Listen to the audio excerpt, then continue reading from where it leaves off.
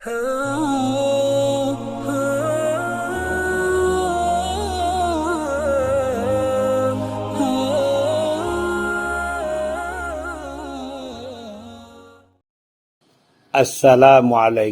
warahmatullahi wabarakatuh.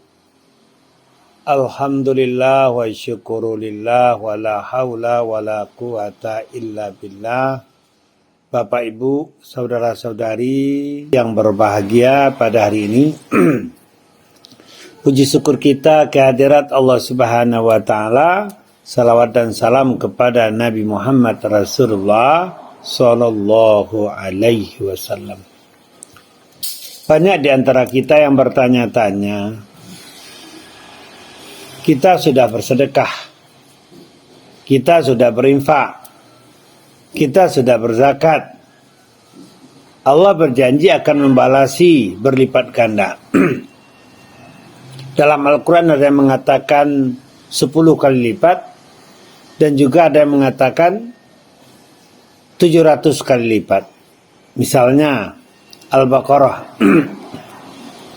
Mathalul ladzina yunfiquna amwalahum fi sabilillah kamathali habbah ambatat sab'a sanabil fi kulli sumbulatin mi'atu habbah. Ibaratkan seseorang yang menafkahkan hartanya di jalan Allah, ibaratkan menanam satu biji. Dalam satu biji menumbuhkan 7 tangkai. Dalam satu tangkai 100 buah. Berarti 7 kali 100. Berarti Allah berjanji apabila kita berinfak, bersedekah atau berzakat, maka akan diganti sampai 700 kali lipat, bahkan tidak terhingga. Lalu kita berpikir, kita sudah bersedekah, tapi kenapa tidak dibalas juga? Ada apa sebenarnya? Bahkan dalam hadis Rasul sudah menyatakan akan menolak bala. Tarfaul bala, diangkatkan bala. Artinya akan terjadi bala, akan terjadi cobaan, maka dijauhkan cobaan itu atau dikurangi cobaan itu. Ini yang dikatakan oleh baginda Rasulullah sallallahu alaihi wasallam. Lalu dawu mardakum bisadaqah, sembuhkan penyakitmu dengan sedekah. Berarti dengan sedekah itu merupakan obat bagi kita untuk menyembuhkan penyakit kita. Jadi makanya jangan ragu dalam bersedekah.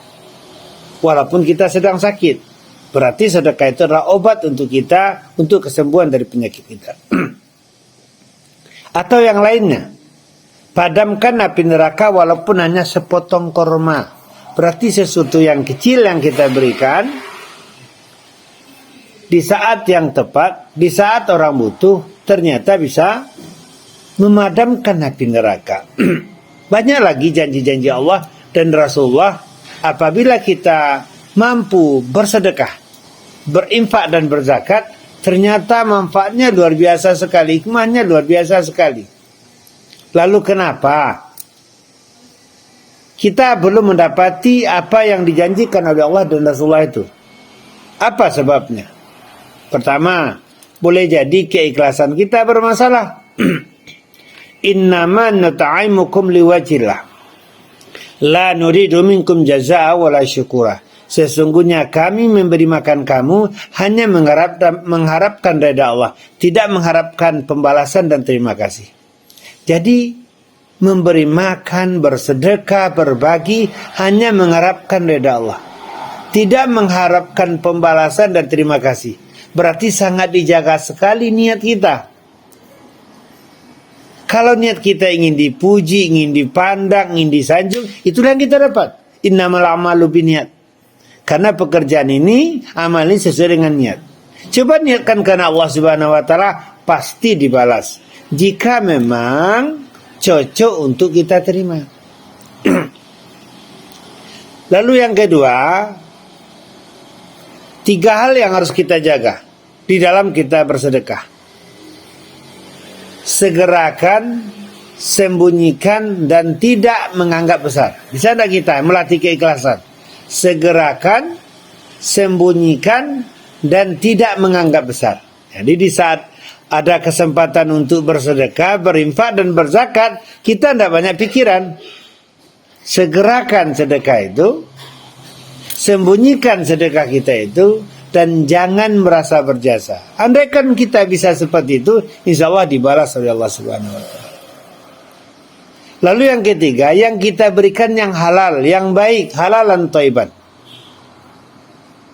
Kita memberikan yang terbaik malahan. Lan tanalu birra hatta tunfiqu mimma tuhibbun. Sekali-kali tidak akan bernilai di sisi Allah sebelum kamu memberikan yang kamu cintai, yang kamu sukai, yang bermanfaat, yang berguna, yang direncanakan. Wa atal mala ala hubbihi. Orang bertakwa itu memberikan, membagi yang dia sukai, yang dia cintai. Artinya apa? Yang bermanfaat. Bukan sekedar yang memberi, apalagi yang diberi itu yang sisa-sisa atau yang akan terbuang, yang manfaatnya sudah hilang. Bahkan itu bisa menyedihkan hati penerima. Jadi hati-hati, memang dijaga betul hati kita. Berikan yang terbaik dengan cara yang baik. Lalu setelah itu, la tubtilu shadaqatikum bil manni wal adha. Jangan kamu hancurkan sedekahmu, pemberianmu dengan menyebut-nyebut dan menyakiti. Nah, ini kadang-kadang terjadi. Kita memberi tapi diikuti dengan kata-kata yang tidak baik, dengan sikap yang tidak baik, dengan kesombongan yang memang nampak dalam gaya hidup kita, sehingga bagaimana? Terasa terkecilkan orang, terasa terendahkan orang, terasa terhina orang, apalagi dengan kata-kata yang menyakitkan. Jadi hati-hati, hancur itu semua. Seberapapun yang kita berikan, yang kita sedekahkan, yang kita zakatkan, tidak ada nilainya. La tubtilu shadaqatikum bil manni wal adha. Jangan kamu hancurkan sedekahmu dengan menyebut-nyebut dan menyakiti.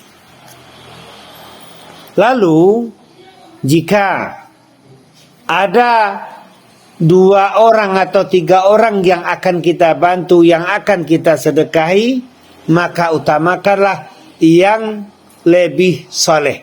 Utamakan yang lebih baik, yang akan memanfaatkan sedekah kita, pemberian kita kepada haknya, kepada jalan yang benar. Nah, bukan tidak boleh kepada orang yang tidak ibadah atau tidak saleh, boleh, tapi utamakan kepada orang saleh yang bisa memurnikan sedekah kita. Lalu yang terakhir, andaikan memungkinkan, andaikan bisa, maka sedekah kita, zakat kita, kita berdayakan untuk membangun ekonomi lebih baik lagi. Kita berdayakan, kita produktifkan. Jadi bagaimana sekarang kita kelola zakat, infak dan sedekah itu menjadi suatu usaha. Kita didik dia berusaha, sehingga ujung-ujungnya setelah dia berusaha, dia tidak pantas menerima lagi dari zakat, infak dan sedekah itu, akan tetapi dia mau memberi atau sudah ikut berzakat, berinfak dan bersedekah. Berarti kita sudah mengeluarkan seseorang dari kemiskinan dan mengangkat derajatnya menjadi orang yang mampu berbagi, bahkan menuju kepada kekayaan. Jadi Bapak Ibu, inilah etika di dalam berzakat, sehingga etika dalam berzakat, berinfak dan bersedekah, sehingga kita betul-betul bisa menerima apa yang telah dijanjikan oleh Allah Subhanahu wa Ta'ala dan baginda Rasulullah SAW dari hikmah zakat, infak dan sedekah itu. Banyak maaf, wabillahi taufiq wal hidayah. Assalamualaikum warahmatullahi wabarakatuh.